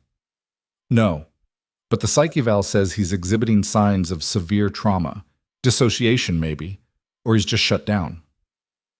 Zara looked at the broken man on the other side of the glass. He looked smaller than he had before, diminished, like something vital had been carved out of him. "Let me try." Hale hesitated. "If he says anything about operational details, I'll tell you." He didn't look convinced, but he opened the door anyway. Zara stepped through into the room. The air was cooler here, sterile. Idris didn't move when she entered, didn't even seem to register her presence. She pulled a chair close to the bed and sat. "Idris, Anahuna." "I'm here." His eyes shifted, found her face. Something flickered behind them. Relief, maybe, or recognition. Anti-Rajati. You came back." "Na'am, Ana Rajatu." "Yes, I came back." She kept her voice soft, non-threatening. "Idris, yajibu an tukhbirni ma yajri. Manhum, limada fa'alu hada." You need to tell me what's happening. Who are they? Why did they do this? He closed his eyes. When he spoke, his voice was barely a whisper. Laizu hum, huwa, wahdahu. Not they. He. Only one man. Her heart stuttered. "Manhua? Who is he?" "Alladhi ka'ana yajib an yahmina, alladhi khana kul shay." The one who was supposed to protect us. The one who betrayed everything. "Ismuhu Idris ukhbirni biismihi." His name. Tell me his name. His eyes opened again, and they were wet with tears. "Sayaktuluni idha qultu." He'll kill me if I tell. "Anti amina huna, la yastatiu an yasila ilayka." You're safe here. He can't reach you. Idris laughed, a bitter, broken sound. "Anti la tafamin, huwa laisa hunaka, huwa huna, huwa daiman huna." You don't understand. He's not out there. He's in here. He's always in here. The words hit her like ice water. He's in here, inside the facility, inside the federal apparatus, inside the very system that was supposed to be protecting them. Ein Fihara al-Mabna. Where? In this building? But before Idris could answer, the door burst open. Castellanos strode in, her face tight. "That's enough." Zara stood. "He was about to tell me." "I know what he was about to tell you, and this interview is over." Castellanos looked at one of the guards. "Sedate him." "Wait," Zara started, but the guard was already moving, pulling a syringe from his pocket. Idris's eyes went wide with panic. He tried to sit up, tried to pull away, but he was too weak. The needle slid into his IV port, and within seconds his eyes were fluttering closed. Zara rounded on Castellanos. "What the hell was that?" "That was me protecting an asset who's clearly unstable." The director's voice was cold, controlled. "He's been through severe trauma. Anything he says right now is unreliable." "He was lucid. He was trying to warn me. He was making paranoid accusations that have no basis in fact." Castellanos stepped closer, her eyes hard. "Let me be very clear, Ms. Vance. You've been helpful, extremely helpful, but you're a civilian, not an investigator. This is now a federal matter, and you're going to step back and let us handle it." Zara felt an anger rising in her chest, hot and sharp. "You're covering something up." "I'm doing my job, which is protecting this country from threats both foreign and domestic. Now Agent Hale will take you home. You'll stay there until we've secured the situation. Do you understand? No, I don't understand, Idris said. Idris is a traumatized foreign national who may or may not be complicit in a terror plot. Nothing he says can be trusted without corroboration. Castellanos turned to Hale. Get her out of here. Hale didn't move. His eyes were locked on Castellanos, his expression unreadable. Director, if there's a security breach, there isn't. But if the asset is claiming, the asset is sedated and will remain so until he's been properly evaluated. She looked between them, and for the first time Zara saw something crack in her facade. Uncertainty, or maybe fear. This conversation is over. Both of you, out, now. Hale's hand found Zara's elbow. Come on. They walked out in silence. The door closed behind them with a heavy click, and Zara could hear the lock engaging. She waited until they were in the hallway before speaking. She's hiding something. Yeah. Hale's voice was tight. She is. You believe me. I believe Idris was trying to tell you something that scared the hell out of Castellanos. He stopped walking and turned to face her. Which means we need to figure out what that something is before she buries it completely. Zara pulled out her phone and showed him the texts. All of them. The ones about the blue wire, the one telling her to run, the one about the security footage. Hale read them slowly, his expression growing darker with each line. When he finished, he looked up at her. Why didn't you show these to Castellanos? Because I don't know who sent them, and I don't know who I can trust. You can trust me. Can I? He held her gaze. Yeah, you can. She wanted to believe him, but trust was a luxury she couldn't afford right now. Instead, she said, the last message mentioned security footage. Hospital, West Wing supply closet. Camera 7, 4 a.m. yesterday. Before the attack. Before Idris was even brought in. Hale pulled out his phone and started typing. I can get access to the hospital's security system, but it'll take time. How much time? A few hours. Maybe less if I call in some favors. Zara shook her head. I can get it faster. How? She thought about Teresa, about the other nurses who'd looked at her differently after the bombing, about the fact that she still had her hospital ID badge in her pocket. I still work there, and right now nobody's going to question why I'm reviewing footage from that night. Hale looked skeptical. If someone's watching you, then they already know where I'm going. She started walking toward the exit. You coming or not? He followed. The drive to Northlake Medical Center took 20 minutes. The sun was setting, painting the sky in shades of orange and red that looked almost apocalyptic. Zara's hands were shaking again, but this time it wasn't from fear. It was anticipation. Whatever was on that footage, it was important enough that someone had risked exposure to tell her about it. The hospital parking lot was half empty. Zara parked near the employee entrance and killed the engine. Hale was on his phone talking in low tones to someone she couldn't hear. When he hung up, his expression was grim. Castellanos just put out an alert, looking for a person of interest in connection with the bombings. Who? He showed her his phone. The screen displayed a grainy photo. A woman with dark hair and tired eyes, staring at the camera with an expression caught between defiance and exhaustion. It was her. Zara's vision tunneled. She's framing me. She's covering her ass, Hale's voice was tight. If Idris was right about someone on the inside, she needs a scapegoat. And you're perfect. Foreign heritage, language skills, access to both targets. That's insane. That's politics. He looked at her. We need that footage, now, before she makes this official. They climbed out of the car and headed for the entrance. Zara swiped her badge and the door clicked open. Inside, the hospital was quieter than she'd ever seen it. The bombing had left its mark. Patients had been transferred to other facilities, elective procedures canceled, entire wings shut down for safety inspections. The few staff members they passed looked haunted, their eyes darting toward every strange sound. Nobody stopped them. Nobody questioned why Zara was there. She was still wearing her hospital ID, and in the chaos, that was enough. They took the service elevator to the 3rd floor where the security office was located. The door was unlocked, the room inside dark except for the glow of monitor screens. A single guard sat at the desk, his head nodded forward in sleep.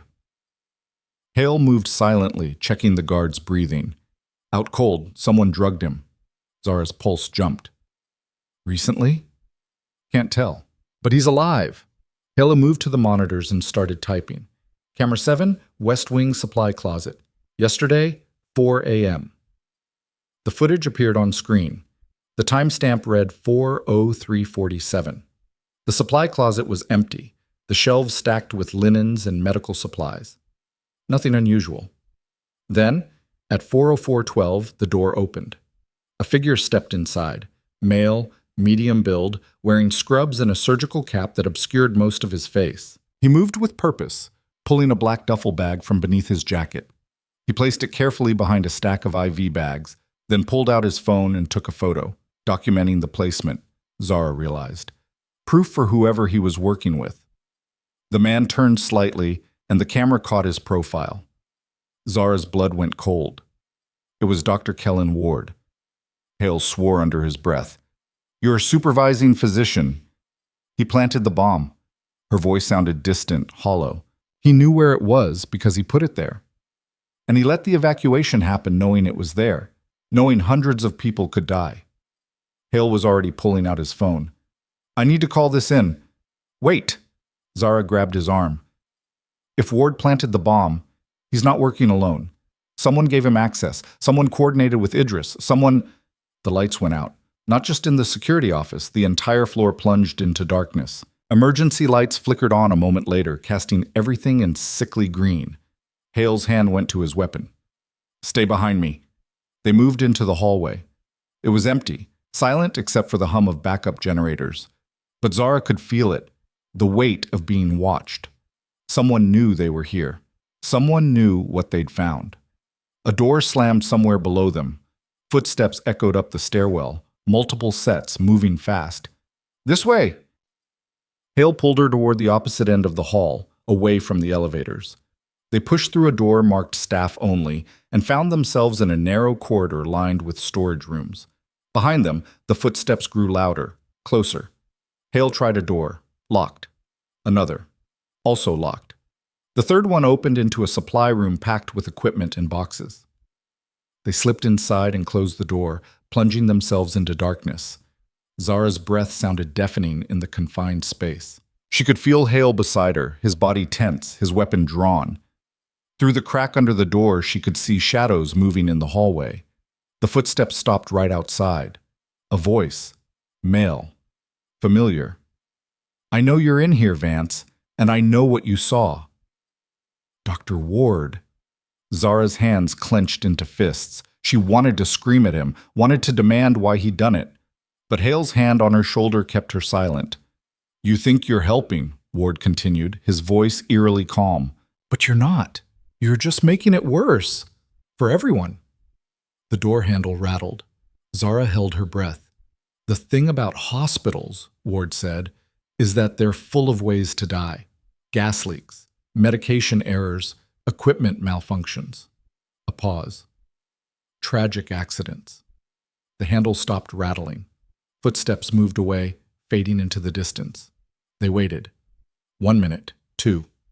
Finally, Hale whispered, "We need to move, now." They slipped out of the supply room and back into the corridor. It was empty, but Zara knew Ward was still close, waiting, hunting. They made it to the stairwell and started down. Behind them, a door crashed open. Shouts. More footsteps. "Go!" Hale pushed her ahead of him, and they took the stairs 2 at a time. First floor, ground level. The exit was 20 feet away. The door burst open in front of them. Liza Crow stood there, her face pale but set, and behind her, 6 security guards. Zara skidded to a stop. "Liza, I'm sorry," Liza said, and she actually looked like she meant it. "But you need to come with us." Hale's weapon came up. "That's not happening." One of the guards stepped forward. "Agent Hale, we have orders from Director Castellanos. Zara Vance is wanted for questioning in connection with—" "She didn't do anything." "Then she won't mind answering some questions." The guard's hand moved to his sidearm. "Don't make this harder than it needs to be." For a long moment, nobody moved. Then Hale lowered his weapon. "Fine, but I'm coming with her." It's not negotiable." The guard looked at Liza. She nodded. "Let him come." They were escorted out of the hospital and into a waiting van, different from the command vehicle, this one unmarked and windowless. Zara was pushed into a seat, Hale beside her. The doors closed and the van started moving. She looked at Hale. His expression was grim. "We're not going to a federal facility." "How do you know?" "Because we're heading away from the city, and because these aren't federal agents." He nodded at the guards. "They're private contractors." Zara's stomach dropped. "Where are they taking us?" "Somewhere Castellanos can control the narrative." He leaned closer, his voice barely a whisper. "When we stop, stay close to me. And if I tell you to run, you run. Don't look back." But the van didn't stop. It just kept driving, out of Seattle, into the darkness beyond. And with every mile, Zara felt the walls closing in, felt the trap tightening around them. Her phone buzzed. One last message from the unknown number. "You found the truth. Now comes the hard part, surviving it. Ward isn't the top. Castellanos isn't either. There's someone above them both, someone who's been watching this whole time, and they just activated their endgame." The message included an attachment, a photo. Zara opened it, and her heart stopped. It was a picture of her apartment, taken from inside. Her couch, her kitchen table, her bedroom door, slightly ajar, and written on her bathroom mirror in what looked like lipstick. "Welcome home." Zara stared at the photo until her eyes burned. Someone had been inside her apartment, had walked through her space, touched her things, violated the one place she'd felt safe. The lipstick message on her mirror wasn't just a threat, it was a promise. She showed the phone to Hale. His face went hard. "When was this taken?" "I don't know. Could be hours ago. Could be happening right now." He turned to the guards. "We need to turn around. Her apartment's been compromised." The nearest guard didn't even look at him. "We have our orders." "Your orders don't mean shit if someone's setting up a secondary scene to frame her." Hale's voice was controlled, but Zara could hear the edge underneath. "If you bring her in and it turns out someone planted evidence in her home, this whole case falls apart. Is that what Castellanos wants?" The guards exchanged glances. One of them pulled out a radio, stepped toward the front of the van. Zara couldn't hear what he was saying, but she could see the tension in his shoulders. Hale leaned close to her. "The photo. Forward it to me. Right now." She did, her fingers clumsy on the screen. A moment later, Hale's phone buzzed. He opened the image, zoomed in, studying every detail. Then his eyes narrowed. "Look at the reflection in the mirror, top right corner." Zara squinted at the screen. At first she saw nothing but the blur of her bathroom. Then she caught it. A dark shape, barely visible, distorted by the angle. A figure. Someone standing just outside the frame. "They wanted us to see that," Hale said quietly. "They're not hiding. They're showing us they're everywhere." The guard with the radio came back. "Change of plans. We're taking a detour." The van turned sharply, and Zara braced herself against the seat. They were heading back into the city now, the lights of Seattle growing brighter through the windshield. But instead of her apartment, the van pulled up outside a nondescript office building in the industrial district. No signs, no markings, just concrete and dark windows. The rear doors opened. "Out, both of you." They climbed out into the cold night air. The building loomed above them, silent and waiting. One of the guards swiped a card at the entrance, and the door clicked open.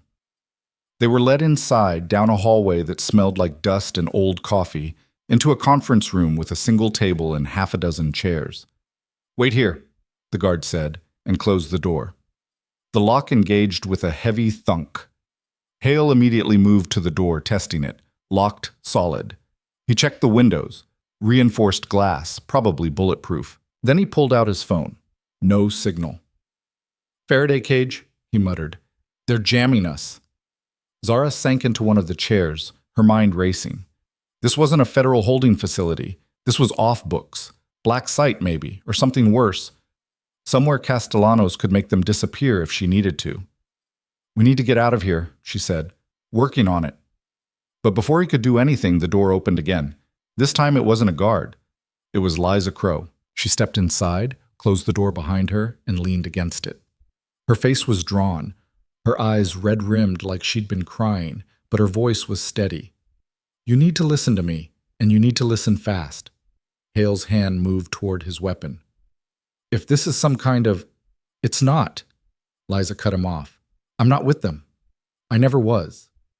Zara stood slowly. Then why did you hand us over?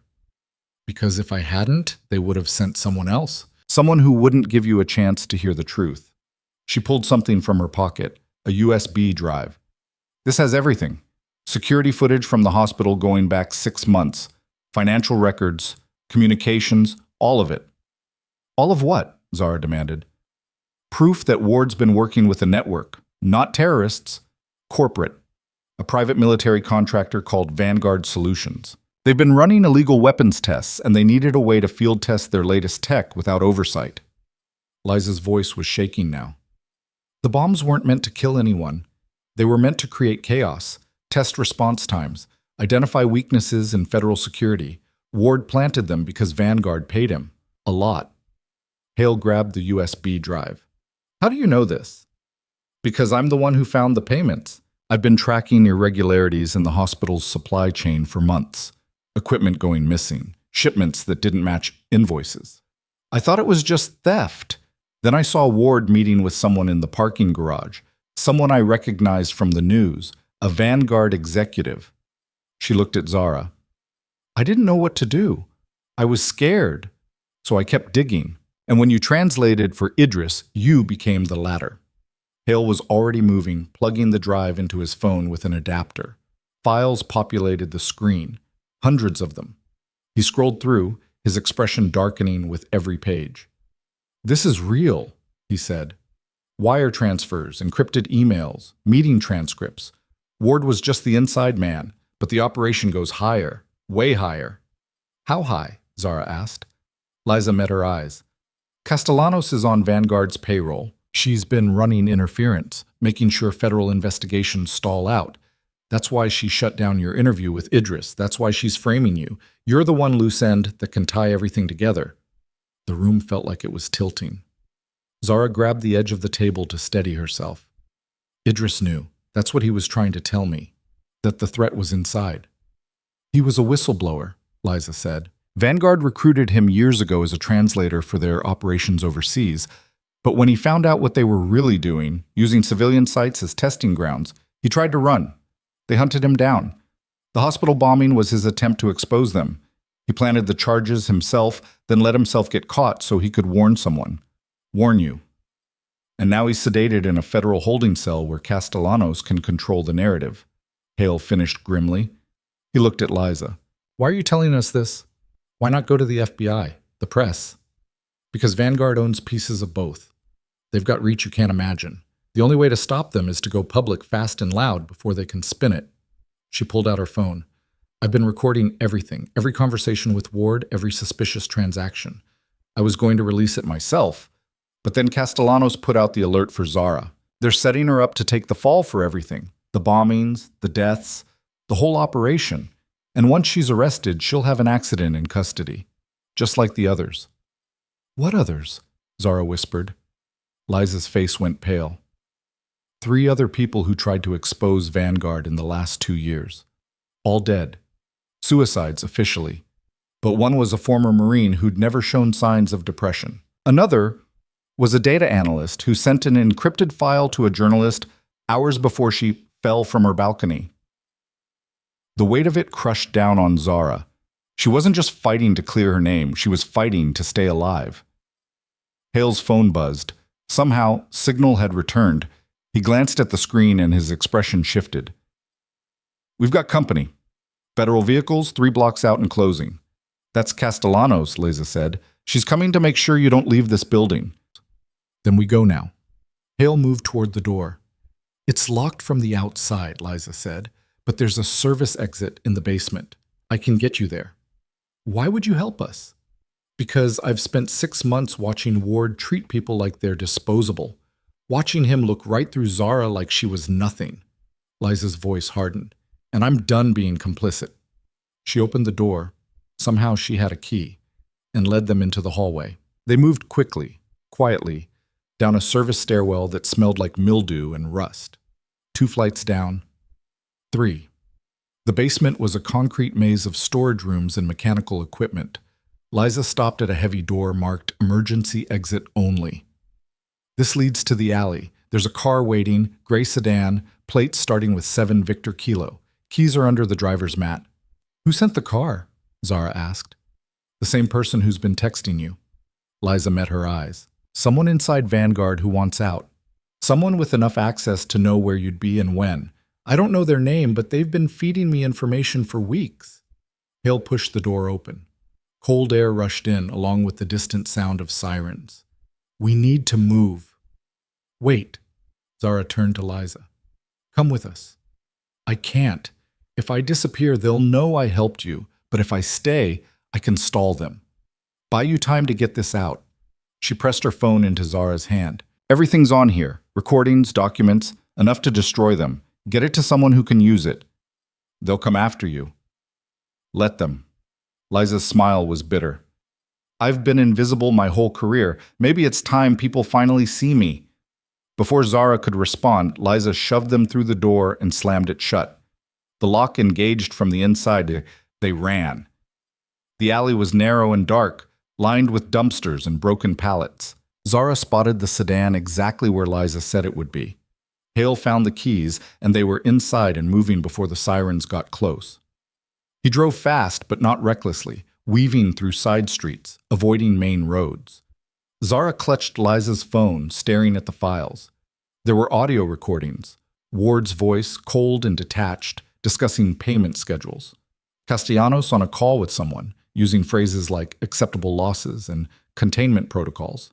And photos. So many photos. Weapons caches, testing sites, bodies. We need to get this to the media, she said. Not yet. Hale's hands were tight on the wheel. If we release this now, Vanguard will bury it. They'll claim it's fabricated, that we're disgruntled employees or conspiracy theorists.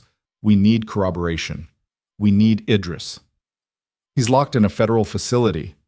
Then we break him out. Zara stared at him. You're serious? You have a better idea?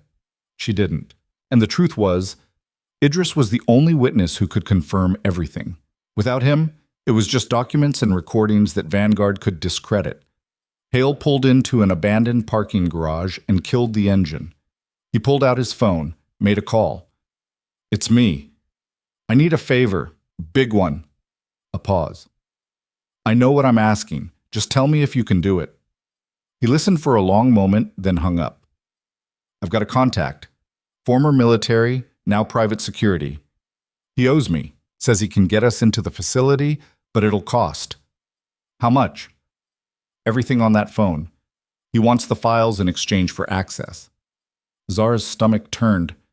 If we give him the files, he'll release them himself to every major outlet simultaneously. That's his price. He gets the story, we get Idris. It was a gamble, but they were out of options. Do it, she said. The facility was on the outskirts of the city, surrounded by fencing and cameras. Hale's contact met them 2 blocks away. A man in his 50s with a shaved head and scars that suggested a history Zara didn't want to know. He didn't give his name, just took the phone, scrolled through the files, and nodded. You've got 30 minutes once I cut the power. After that, backup generators kick in and you're locked inside. That's enough, Hale said. Hope so, because if you get caught, I was never here. He drove them to a service entrance on the north side. At exactly 2:47 a.m., the lights went out. The man handed Hale a key card. 3rd floor, room 314. Your assets there, clock's running. They slipped through the door and into the facility. Emergency lighting cast everything in red. Alarms were silent. The contact had disabled them, but Zara could feel the clock ticking in her chest. 29 minutes. 28. They took the stairs, moving fast. 3rd floor. The hallway was empty, but Zara could hear voices somewhere distant, guards trying to figure out what had happened. Room 314 was at the end of the hall. Hale swiped the card, and the door clicked open. Idris was inside, still in bed, still sedated, but stirring. His eyes opened when Zara touched his shoulder. Nahnu nadhab, she said quietly. We're leaving. He tried to sit up, grimaced. La astati. I can't. Naam, tastati. Sahib bikul quwwatak. Yes, you can. Hold on to me. With Hale's help, they got Idris to his feet. He was weak, shaking, but conscious. They moved back into the hallway. 22 minutes. A door opened behind them. A guard stepped out, saw them, reached for his radio. Hale moved faster. He closed the distance in 3 strides, grabbed the guard's wrist, twisted. The radio clattered to the floor. The guard went down hard, unconscious before he hit the ground. "Move," Hale hissed. They half-carried Idris down the stairs, through the corridors. Zara's lungs burned. Her legs screamed, but she didn't stop. Couldn't stop. 16 minutes. They burst through the service exit into the cold night air. The contact was waiting in a van, engine running. They shoved Idris into the back and climbed in after him. The van peeled out, tires screeching. "You got him," the contact said. "Now I've got work to do." He drove them to a motel on the edge of the city, the kind of place that didn't ask questions, paid cash for a room, left them with a burner phone and a promise that the files would be live within the hour. Inside the room, Idris collapsed onto the bed. Zara checked his pulse, fast but steady. He opened his eyes and looked at her. "Shukran," he whispered. "La tushkirni ba'd, nahnu lasna aminin." "Don't thank me yet. We're not safe." "Nahan sahi, anti sa'altini." "We will be. You saved me." Hale's burner phone rang. He answered, listened, and his face went pale. He hung up and looked at Zara. "It's live. Every file, every recording, every photo. It's on every major news site, every social media platform. The contact dumped everything." Zara turned on the motel TV. The news was already running the story.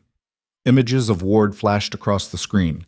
Audio of Castellanos played over footage of the federal building. The anchors looked shell-shocked. "Juice." But allegations of a coordinated effort between private military contractor Vanguard Solutions and federal officials to stage terror attacks on American soil for profit. Director Gabriela Castellanos has been placed on administrative leave pending investigation. Dr. Kellen Ward, wanted for questioning in connection with multiple counts of conspiracy and attempted murder. The phone rang again. Hale answered, listened. His expression shifted, something between relief and disbelief. That was the FBI. They're issuing arrest warrants. Ward's in custody. Castellanos is being detained. And they want to talk to us. Are we under arrest? No, they want our testimony. He looked at Idris. And his. The next 72 hours were a blur. Federal agents, lawyers, depositions. Idris, weak but determined, told them everything. How Vanguard had recruited him. How they'd used civilian sites as testing grounds. How he'd tried to expose them and been hunted for it. Zara translated, her voice steady even when her hands shook. Ward was arraigned on 18 counts. Castellanos on 12.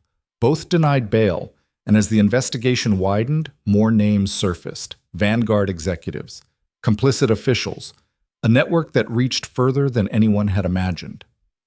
Zara sat in a conference room in the FBI building, watching through one-way glass as Ward was led past in handcuffs. He looked smaller now, diminished, like all the arrogance had been stripped away, leaving only the hollow shell of a man who'd sold his integrity for money. Their eyes met through the glass for just a second. She didn't look away, didn't flinch, just watched as he was taken away. Later, Hale found her in the hallway. He looked exhausted, his tie loosened, his jacket slung over one shoulder. They're offering you a deal, he said. What kind of deal? Full immunity, clean record, and a position. Zara's eyebrows rose. With who? Us. Federal division, translator, consultant, field operative, if you want it. Castellanos is out, and they need someone they can trust. Someone who proved they'd do the right thing, even when it cost them everything. She thought about it. About the hospital, about the 6 months of being dismissed and ignored, about the moment she'd stepped forward to translate for Idris, knowing it would change everything. I need time, she said. Take all you need. 3 weeks later, Zara stood outside Northlake Medical Center, staring up at the building that had almost become her grave. The repairs were nearly complete. Staff were filtering back in. Life was returning to normal. She walked through the doors one last time. The ER was busy, the organized chaos she remembered. But the faces were different now. Ward was gone. Liza had resigned, last she'd heard, and was working with a legal advocacy group exposing corporate corruption. and the nurses who'd once ignored Zara now nodded as she passed, their expressions a mix of respect and something that might have been shame. Teresa found her near the nurses' station. "You came back, just to return this." Zara pulled her hospital ID from her pocket and set it on the desk. "I'm done here." "You're leaving?" "Yeah." "Can I ask where you're going?" Zara smiled. "Somewhere I can actually use everything I know. Somewhere I don't have to be invisible." She turned to leave, but Teresa caught her arm. "For what it's worth, I'm sorry. We all are. We should have seen you, should have listened. You're seeing me now, that's what matters." Outside, Hale was waiting by his car. Beside him stood a woman Zara didn't recognize. Late 40s, sharp suit, the kind of presence that commanded attention. "Zara Vance?" the woman asked. "Yes. I'm Director Susan Reeves. I've taken over Castellanos' position." She extended a hand. "I've been reviewing your case. What you did, what you risked. It's exactly the kind of courage we need. Agent Hale says you're considering our offer." "I am." "Then let me sweeten it. We're building a new task force, specialized unit focused on rooting out corruption in federal agencies and private contractors. We need people who aren't afraid to ask hard questions. People who've already proven they can't be bought or intimidated." Reeves's eyes were steady. "We need you." Zara looked at Hale. He nodded slightly. "What about Idris?" she asked. "He's been granted asylum, full protection, and he's agreed to work with us as a consultant. You'd be partnered with him on cases involving international networks." It was more than she'd expected, more than she'd let herself hope for. "When do I start?" Reeves smiled. "How about now?" 6 months later, Zara sat in a secure briefing room, listening to Idris explain the structure of a smuggling network operating out of Eastern Europe. Her notebook was filled with translations, annotations, connections. Across the table, Hale reviewed surveillance photos. Beside him, 2 other agents, recruits Zara had helped vet, cross-referenced financial data. This was her team now, her purpose. When the briefing ended, Reeves pulled her aside. "There's something you should see." She led Zara to a monitor and pulled up a news clip.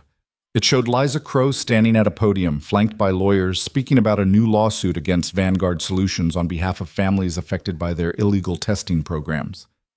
"She's been asking about you," Reeves said. "Wants to know if you'd be willing to testify." "I will." "Good. Because there are 16 more cases waiting in the wings. Vanguard's done. But there are others. Always others." Zara nodded. She understood that now. Understood that corruption was a hydra. Cut off one head, 2 more grew back. But she also understood something else. She wasn't invisible anymore. And the people who'd tried to bury her, tried to make her small and silent and forgettable, they were the ones who'd lost.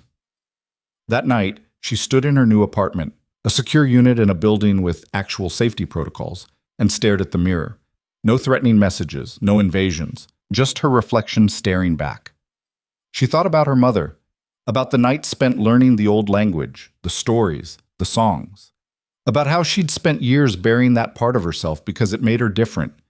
She pulled out her phone and dialed a number she'd found weeks ago, a nonprofit that helped refugees and asylum seekers integrate into American communities. "Hello?"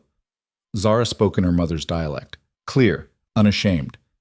"Ismi Zara, uridu an usa'id." "My name is Zara. I want to help." The woman on the other end responded in the same language, her voice warm with surprise and gratitude. They talked for 20 minutes. By the end, Zara had volunteered to teach language classes, to translate for families who'd been silenced by barriers she understood too well. When she hung up, she felt lighter, like she'd reclaimed something stolen.